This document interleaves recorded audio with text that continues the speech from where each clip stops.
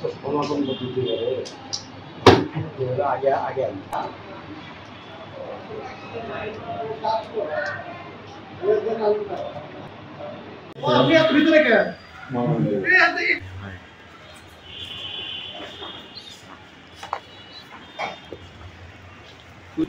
তাড়াতাড়ি ভাই কিছু আসুন ভাই ফ্রেমের ভেতর আসুন আর একটু কিছু আসুন ভাই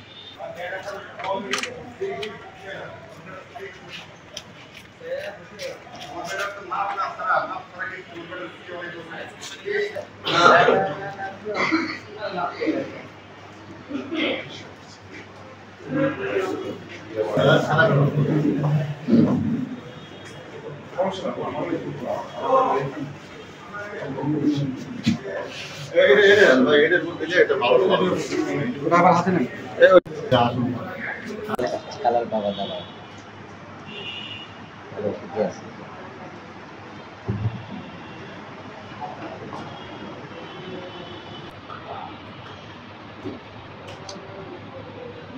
কক্সবাজার থেকে আমি ইয়াবা খেয়ে আন্তরে আসছি, আসার পথে বনা নিয়ে আসছি। আসার পরে ডিবি পুলিশ আমাকে হাতে নাতে গ্রেপ্তার করে ধরে।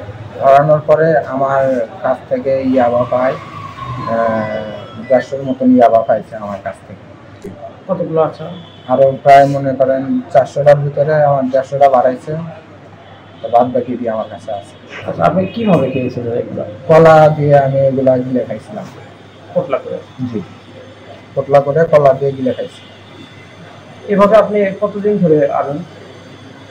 এভাবে আমি জীবনের প্রথমে বাড়ি আসলাম, আসার পরে আমি প্রথমবারই আমি ধরা খাই। তো তবে কক্সবাজার থেকে আসে, তো আমিও আর কি ওইভাবে আসছি, ঠিক আছে। তো আসার পরে আমি শরীরের সেরকম আমার অবস্থান মানে একটু দুর্বলতা ওটা আমার ভিতরে নাই। ঠিক আছে। বাড়ি কোথায়? বাড়ি বগুড়া কিনা, কোন জায়গায়? বগুড়া গাবতলী। গ্রামের নাম? গ্রামের নাম বাইগুনি। আমাদের কাছে একটা গোপন সংবাদ আছে যে বনানী থেকে বাসে থেকে নেমে একটা ছেলে ইয়াবা নিয়ে এসে বনানীতে অবস্থান করতেছে। তখন আমরা যাই সেরা যখন বনানীর পাশে যে সমস্ত যাত্রী নাম আছে তাদেরকে খেয়াল করতে তখন আমরা যাকে ধরেই সোহান, তখন এর গতিবিধি আমাদের কিছুটা সন্দেহ হয়। তখন সন্দেহ হলে তাকে আমরা আমাদের সঙ্গে অফিসার ফোর্সরা তাকে আটক করি, তাকে জিজ্ঞাসাবাদ করি আপনার কাছে কি আছে।